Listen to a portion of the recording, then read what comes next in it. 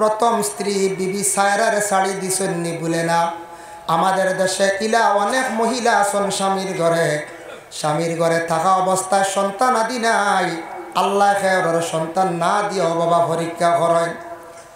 8 বছর 10 বছর এইভাবে বর্তমানে চলের, কিন্তু প্রথম স্বামী একটা পদক্ষেপ নেন, প্রথম স্ত্রীরে সরাইয়া দ্বিতীয় আরেকজন স্ত্রী ঘরের মধ্যে আনেন।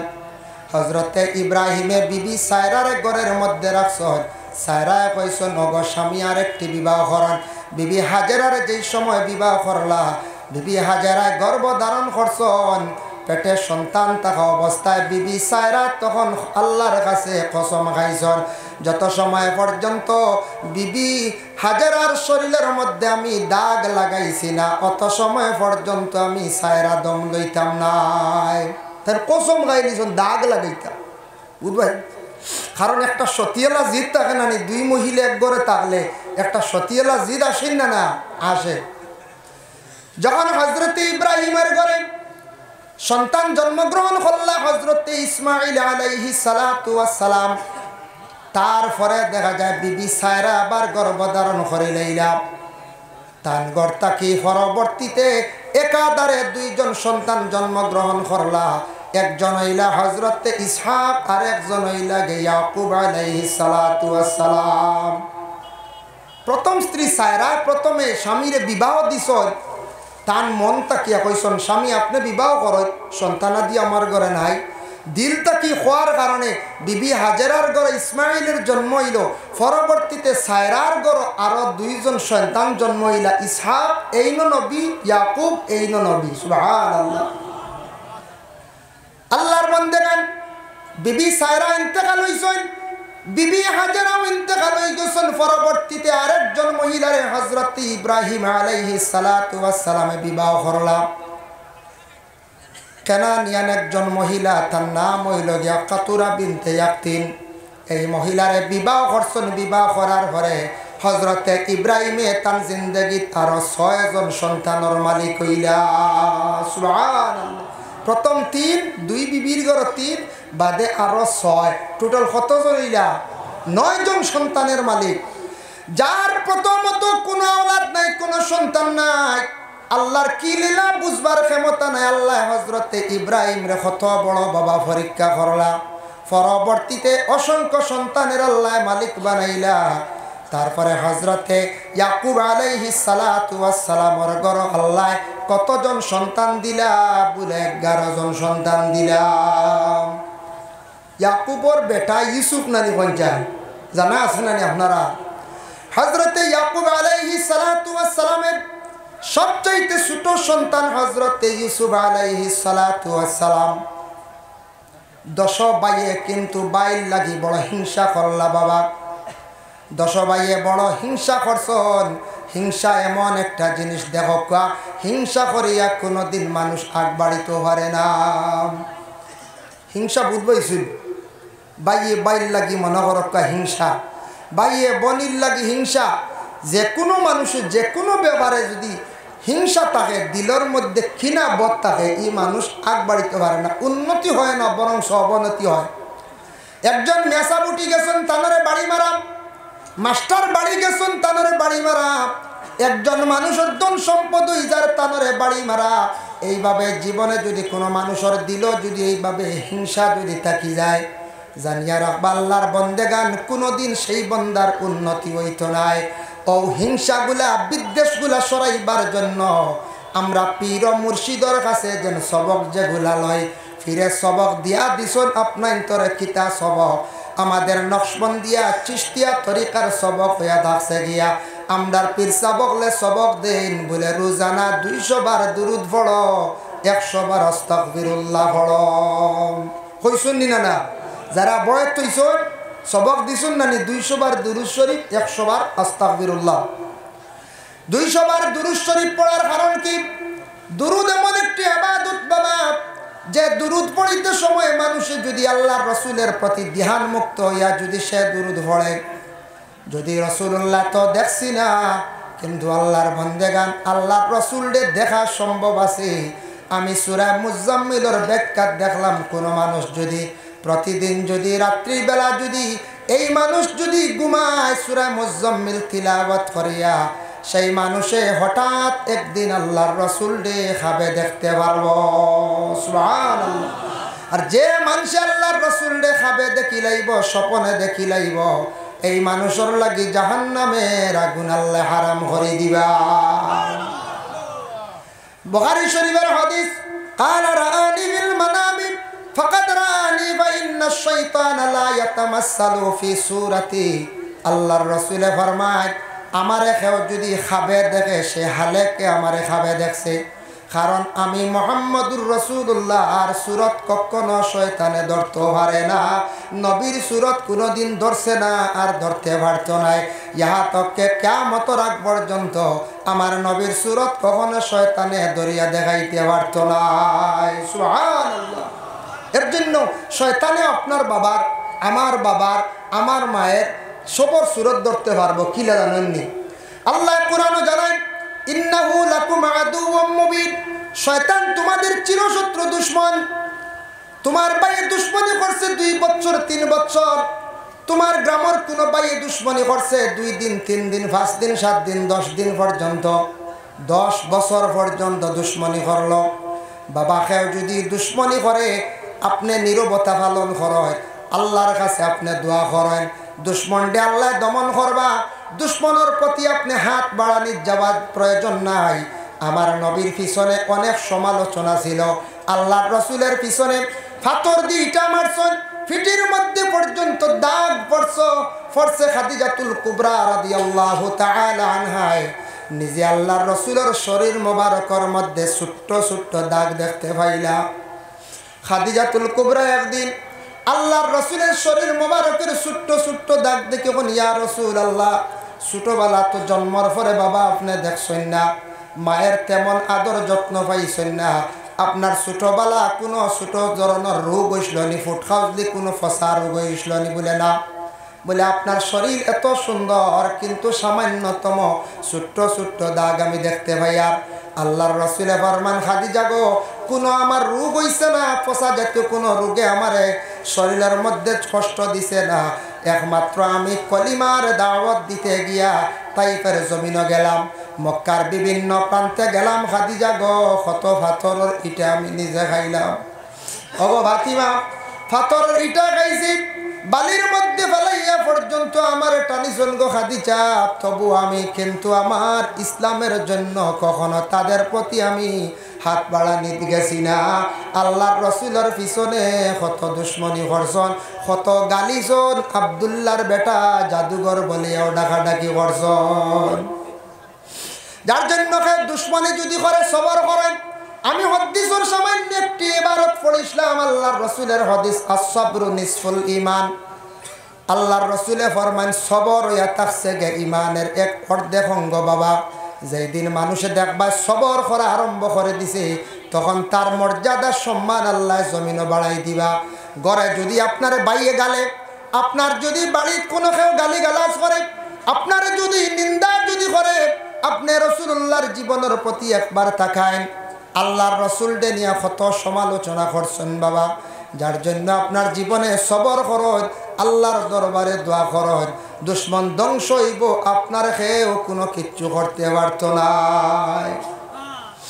যার জন্য বাবা জানিয়া রাখুন, আমি যেন খোয়াত আসলাম দুরুদ শরীফ 200 বার পড়ার কথা, আমরার পীর ও মুর্শিদে যেন তরিকতর সবক দেন 200 বার দুরুদ শরীফ পড়ার জন্য, 100 বার আস্তাগফিরুল্লাহ।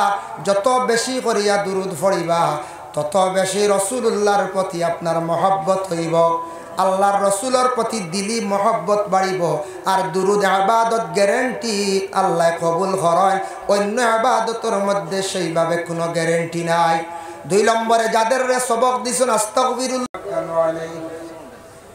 ونتوكل عليه ونعوذ بالله من شرور أنفسنا ومن سيئات أعمالنا من يهده الله فلا مضل له ومن يضلل فلا هادي له ونشهد أن لا إله إلا الله وحده لا شريك له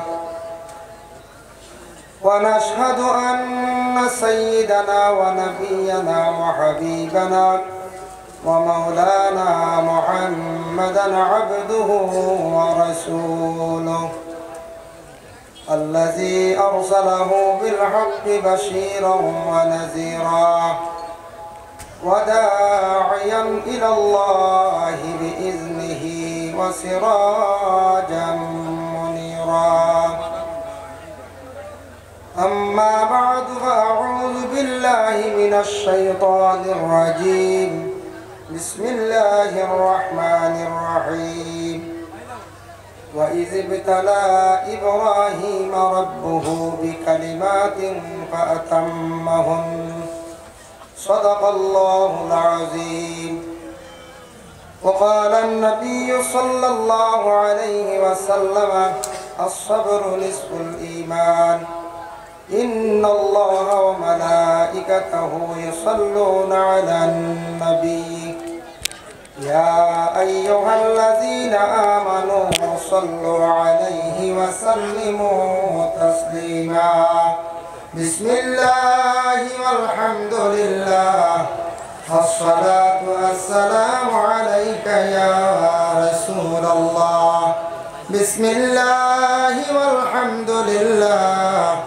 الصلاة والسلام عليك يا رسول الله بسم الله والحمد لله الصلاة والسلام عليك يا رسول الله بلغ العلا بكماله كشف الدجى بجماله حسنت جميع خصاله صلوا عليه وآله بلغ العلا بكماله كشف الدجى بجماله حسنت جميع خصاله صلوا عليه وآله أكبادنا مجروحة من صيب هجر المصطفى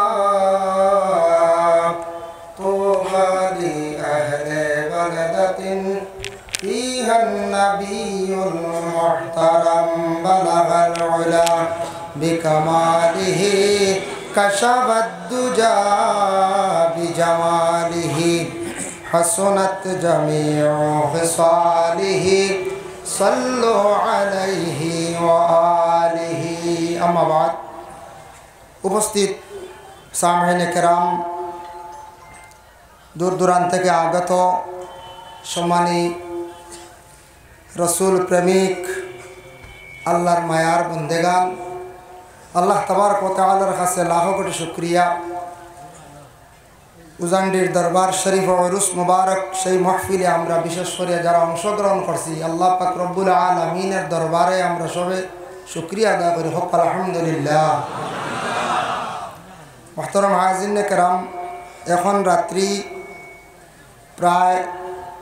প্রায় না পুরা 2 ঘটিকা কিছু সময় পরে সাহেব কিবলা তশরিফ আনবা জিকির হইব দোয়া হইব শেষ দোয়ার পরে আমরা সব বিদায় দিই বলা না আর বাদ মাগরিব থাকি ধারাবাহিক আলোচনার আকসর উলামায়ে কেরাম হলে 5 মিনিট 10 মিনিট 20 মিনিট পর্যন্ত আলোচনা করছেন আপনারা অনেক আলোচনা শুনছেন ওয়াজ শুনছেন আর আমি আপনার খেদমত হাজির আমারও সাহেব বাড়ি না আপনার সাহেব বাড়ি বলে আপনারও সাহেব বাড়ি আমারও সাহেব বাড়ি বিশেষ করে আমি সাহেব কিবলা উজান্ডি মাদ্দাজিল্লুহুল আলিয়ার কাছে আমি নিজে বয়ত হয়েছি আমার পীর ও মুর্শিদ কিন্তু যত আসল বেশিরভাগ উজান্ডির সাহবর কাছে বয়ত গ্রহণ করছেন বলা না সেও আসল রাতাবাড়ি প্রিন্সিপাল সাহবর কাছে বয়ত হয়েছেন সেও তাক্তা বারণ বাস স্ট্যান্ডি সাহবর কাছে বয়ত হয়েছেন সেও পুরাতন সাহবাড়ির কাছে বয়ত হয়েছেন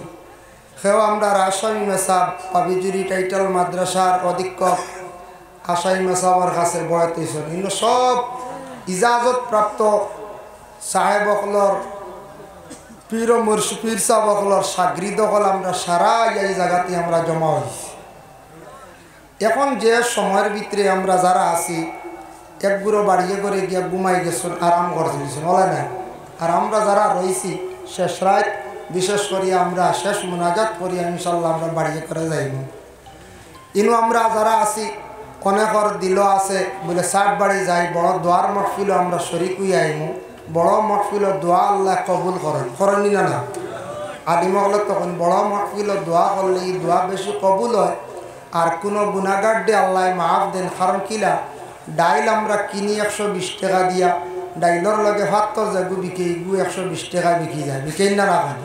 একদিন ডাইল খেয়েও খাইছিলেন, ডাইল তো খাইছি, ভাতর খেয়েও খাইছিলেন।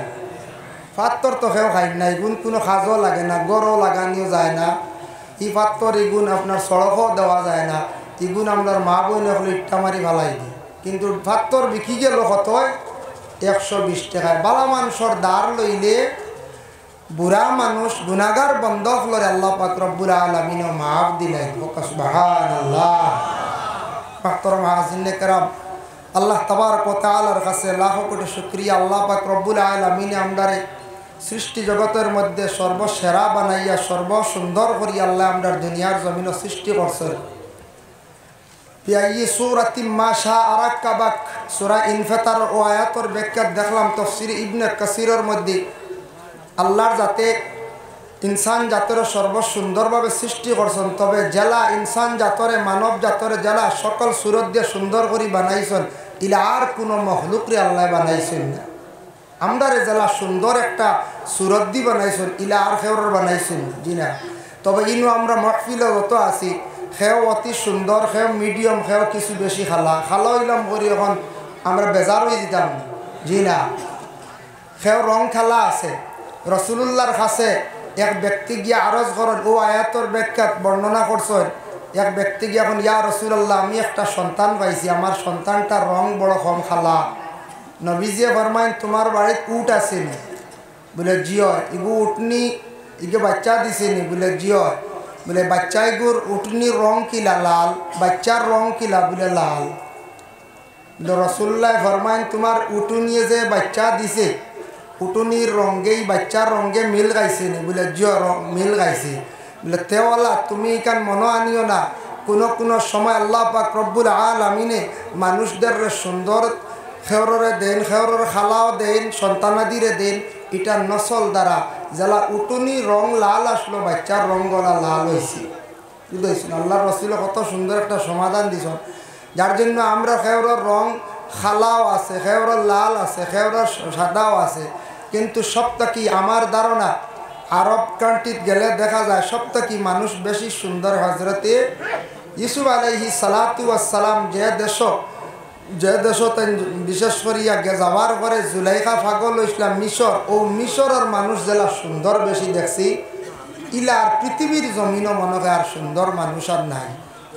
মুহতারাম হাজিরিনে কেরাম, যার জন্য আমি একবারে ছোট্ট একটা আয়াতে করিমা তিলাওয়াত করছি আর সামান্য একটা হাদিস। সময় খুব সংকীর্ণ, পরবর্তী উলামায়ে কেরাম হল বাকি আসনাবত তশরিফানবা ইনু আমরা এই দোয়ালওয়াত। তো আমি আয়াতে করিমা তিলাওয়াত করছি। আল্লাহ পাক রব্বুল আলামিন দুনিয়ার জমিনের মধ্যে মানুষদের বিভিন্ন রকমে আজমায়। ইনু আমরা যত আছি অনেক মুসিবতওয়ালা আছি, আসিন না না যায়। বিভিন্ন রকমের মুসিবত যাদা আসন, বিভিন্ন রকমের চিন্তাওয়ালা আসন। সেও নিজের পরিবার নিয়ে চিন্তিত, সেও সন্তান নিয়ে চিন্তিত, সেও রোগ দ্বারা চিন্তিত। এইভাবে আমরা অনেক চিন্তিত আছি। কিন্তু ইগুলা ওইলে আমরা মনো বেজারি আনতাম না। আমরা ইমান আনছি, বালাউরা তকদিরের উপর ইমান আনছি, আনছি না না। বালা হইলেও আমরা আল্লাহর পক্ষ থেকে হয়েছে, বুড়া হইলেও আমরা আল্লাহর পক্ষ থেকে হয়েছে। এখানে আমরা সবে আমরা দিল বিশ্বাস রাখতাম, এটার উপরে আমরা ইমান আনছি। ভালো হইল আল্লাহর পক্ষ থেকে, বুড়ো হইল আল্লাহর পক্ষ থেকে। তবে আল্লাহ মানুষরে আজমায়, জেলা বড় বড় নবী ওগুলোরে আল্লাহ আজমাইছ, ওলা আমরারে ওলা আজমায়। যেমন একজন নবী নিয়ে সামান্য দৃষ্টান্তমূলক আমি আলোচনার যাই। হজরত ইব্রাহিম আলাইহিস সালাতু ওয়াস সালাম যে নবীর নাম তো আপনারা শুনছেন না? ও ইব্রাহিম নবীর আল্লাহ কত আজমানি আজমাইলা। যেমন আল্লাহ পাক রব্বুল আলামিনের পবিত্র কালামুল্লাহ শরীফের মধ্যে জানায়, ওয়া ইয বিতালা ইব্রাহিম রাব্বুহু বিকালিমাতিন ফাতাম্মাহুন। হজরতে ইব্রাহিম আলাইহিস সালাতু ওয়াস সালাম রে আল্লাহ আজমাইশ করছেন। কত ধরনের আজমাইশ করলা। হজরতে ইব্রাহিম রে আল্লাহ যত পরীক্ষা করছেন, প্রত্যেকটি পরীক্ষার মধ্যে তেন তাম্মা করছেন। প্রত্যেকটি পরীক্ষার মধ্যে ইব্রাহিম নবী কামিয়াবি হাসিল করছেন। প্রত্যেকটি পরীক্ষা তাই কামিয়াবি হাসিল করছেন। এক নম্বর পরীক্ষা হইল যখন নমরুদের তানরে অগ্নিকুণ্ডলের মধ্যে ফালাইছে। শুনছেন তো আপনারা, নমরুদে যখন আগ্নির মধ্যে ফালাইছে তখন তার বয়স কত আসলো? ইব্রাহিম আলাইহিস সালাতু ওয়াস সালাম রে আগ্নির মধ্যে ফালাইছে। ভিন্ন ভিন্ন রওয়ায়াত আছে, এক রওয়ায়াত আছে 26 বছর। এই রকম বয়সকালে ইব্রাহিম রে আগ্নির মধ্যে ফালাইল।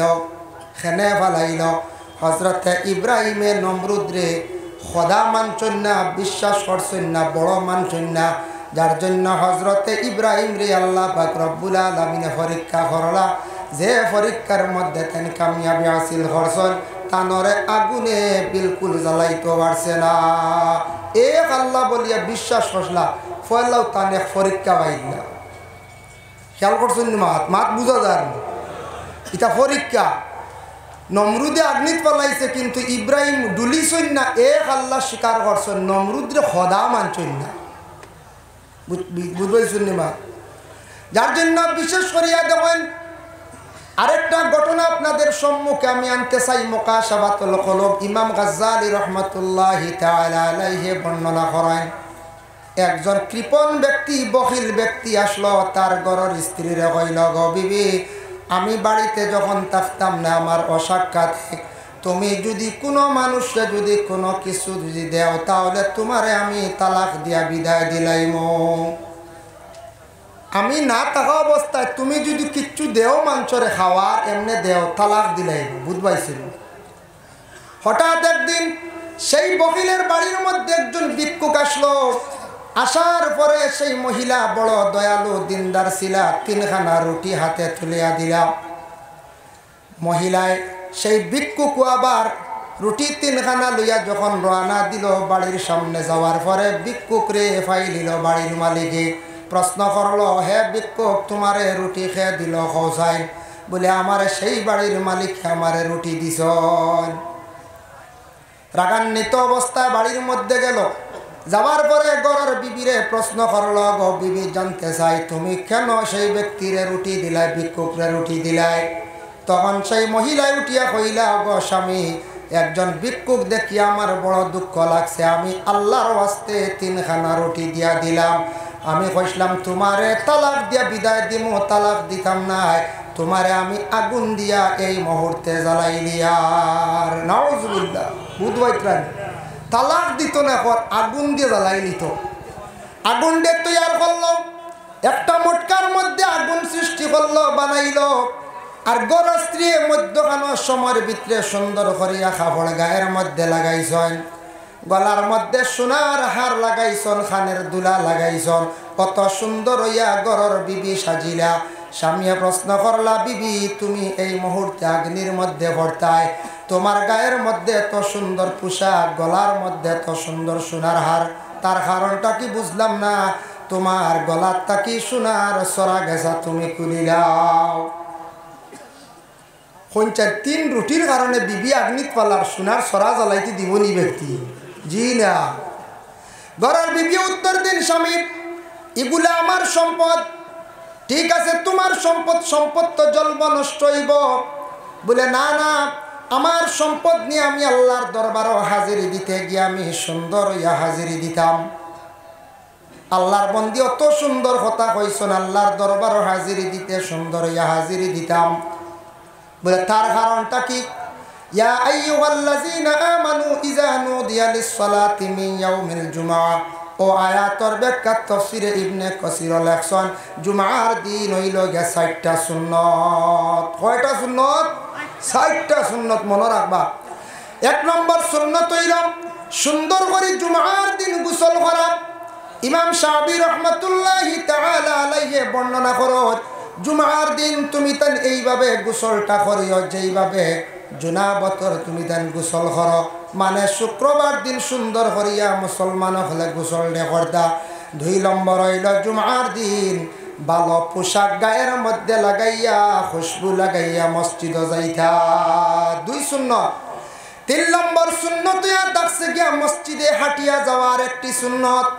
আর বাইক লিয়ে যাইতাম নি আমরা, কই যাই একগুলো তো বাইক ছাড়া জুম্মাত যাওয়া যায় না। হাঁটিয়া গেলে সুন্নত বাবা একটা, নবীর সুন্নত আদায় হইল। 4 নম্বরে ইমাম সাবর পিছনে ডান সাইডে বসা হইয়া থাকছে আর একটা সুন্নত। এর জন্য জুমার দিন আমরা মুসলমান জাতিরা 4টা সুন্নত রে আমরা আদায় করতাম। আল্লাহ পাক রব্বুল আলামিন আমদারে তৌফিক দিতা, সবে হোক আল্লাহুম্মা আমিন। জুমার দিন সুন্দরই আমরা সাজিয়া মসজিদের মধ্যে আমরা যাইতাম। দয়া ঈদের দিন আমরা সুন্দরই আমরা সাজিয়া যাই, কিন্তু শুক্রবার দিন সুন্দর কাপড় পরিষ্কার পরিচ্ছন্নতার কাপড় লাগাই আমরা মসজিদের মধ্যে বাবা আমরা যাই না। আমরা ওই আল্লাহর দরবারে হাজিরি দিতে গিয়া সুন্দর পোশাক লাগাই আল্লাহর দরবারে হাজিরি দিতাম। আজ তাকি দেখো 3-4 মাস পূর্বে সনাতন ধর্মের একটা উৎসব গেল, দুর্গা পূজা। এই বছর আমার চক্ষুর সামনে পড়লো যে দেখলাম ইয়ং জেনারেশনের ছেলেরা, তারা দেখলাম পূজার মণ্ডপে বিভিন্ন জায়গায় গেল গায়ের মধ্যে পাঞ্জাবি পরিধান করা। কিন্তু দুঃখ লাগে আমাদের মুসলমান সমাজের যুবক ভাই যারা, এরা পাঞ্জাবি পরিধান করেন না সমাজ কম বাইরে। শুক্রবার দিন জুমার দিন একটা পাঞ্জাবি পরিধান করেন, এটা নবীজির সুন্নতি লেবাস। পাঞ্জাবি গায়ের মধ্যে লাগাইলে আপনার মিয়া সাবকেও হইতো নাই। এই সুন্দর একটা সুন্নতি লেবাস লাগাইয়া সেটা পরিধান করিয়া মসজিদে যায়। বাবা লক্ষ্য করেন, আজ থেকে 1500 বছর পূর্বে আল্লাহর রসুল এমন সায়েন্টিস্ট, এমন বিজ্ঞান, আল্লাহর রসুল ছিল রসুল্লাহ এমন একটা ইউনিফর্ম বাহির করিয়া রাখিয়া গেছেন জমিন। আপনি যদি প্রশাসনের যেটা লেবাস আছে, খাকি যে ড্রেস যেটা আছে পুলিশের, এটা যদি গায়ের মধ্যে লাগান তাহলে আপনি আইনত দণ্ডনীয়। ফরবানি খেয়ে একটা খাকি ড্রেস লাগাইয়া রাস্তা বাই যাইতা, পুলিশের ধরবো, আটক করবো। ম্যাজিস্ট্রেটের যে ইউনিফর্ম লাগাইতে পারবানি বলে জিনা, কিন্তু এমন ড্রেস, এমন একটা ইউনিফর্ম আল্লাহর রসুলে বাহির করিয়া গেছেন যেটা গোটা বিশ্বের মানব জাতিরা সেটা ইউজ করতে পারে, পরিধান করতে পারে। ভারতের প্রধানমন্ত্রী হোক না কেন, ভারতের মধ্যে আসামের মুখ্যমন্ত্রী যেই আছেন, বড় বড় পলিটিক্যাল লাইনে যারা আছেন সবাই কিন্তু পাঞ্জাবি পরিধান করেন। তবে যদিও এটা লম্বা নাই, সুন্নতি তরিকার নাই, তবে এটা পাঞ্জাবি একটু বাট্টি হিসাবে সবাই পাঞ্জাবি পরিধান করেন। এটা কাপড় গায়ের মধ্যে লাগানির পরে একটা মানুষের সম্মান মর্যাদা আল্লাহ জমিনে বাড়াইয়া দেন। সুবহান, এটা লাগানির পর একটা সুন্দর লাগিল না। তাই মহিলা কইছেন আমি আল্লাহর দরবারে হাজিরি দিতে গিয়া সুন্দরভাবে আল্লাহর দরবারে হাজিরি দিতাম। যখন স্বামী আদেশ করছেন তখন সেই মহিলা অগ্নির মধ্যে গিয়া হাজিরি দিছেন। তখন স্বামী একটা ডাক্কন দিয়ে ডাকি লাইছেন, তান ধারণা আমার ঘরের বিবি জ্বলিয়া সারহার। 1 দিন গেল, 2 দিন গেল, 3 দিন হয়ে গেল। আল্লাহর বন্দা কইল দেখিছেন আমার বিবি তো জ্বলিয়া শেষ, সোনাগুলা গিয়ে মটকার মধ্যে অগ্নি পাওয়া যায়নি। সোনার লুবে গেছি গিয়া যেমনি ডাক্কন সরাইছে, সরানি মাত্র দেখে এই মহিলা হুবহু জিন্দা, শরীরের কাপড় জ্বলছে না, মহিলাও জ্বলছেন না, মরছেন না। সুবহানাল্লাহ। লাভ দিয়ে পিছন দিকে সরছে, সরা মাত্র ঘরের বিবিরে কইল বিবি জীবনে একটা ভুল কাম করি লাইছি, আপনার সঙ্গে বুঝতাম পারলাম না, আগুনে তোমার শরীরের কাপড় জ্বালাইল না, তুমিও জ্বললাই না, মরলাই না। তার কারণটা কি ঘরের বিবি জানাইলা, স্বামী গো আপনি আল্লাহর কাছে মাফ চাইন, বহুত বড় একটা ভুল করছেন আপনি। জানিয়া রাখন যে আল্লাহরে রাজি করি লাইছে, যে এক আল্লাহ বলিয়া বিশ্বাস করছে, এই বন্দারে আল্লাহ কোনদিন আগুন দি জ্বালাইতো না। সুবহানাল্লাহ। কি বুঝবাইতানি আল্লাহর বন্দি কতটুক পরহেজগার, কতটুক মানে শক্ত ইমান, যে এক আল্লাহ বলিয়া বিশ্বাস করছে, এই আল্লাহর বান্দারে কোনো একদিন আল্লাহ আগুন দি জ্বালাইতো না। হযরত ইব্রাহিম আলাইহিস সালাতু ওয়াস সালাম বহু বছর বিবাহর পর হয়ে গেল, বিবি সায়রার নিয়া কোনো সন্তান আদি নাই। পরবর্তীতে বিবি সায়রা স্বামীর বিবাহ দিলা, আবার হযরত ইব্রাহিম আলাইহিস সালাতু ওয়াস সালামে বিবাহ করলা।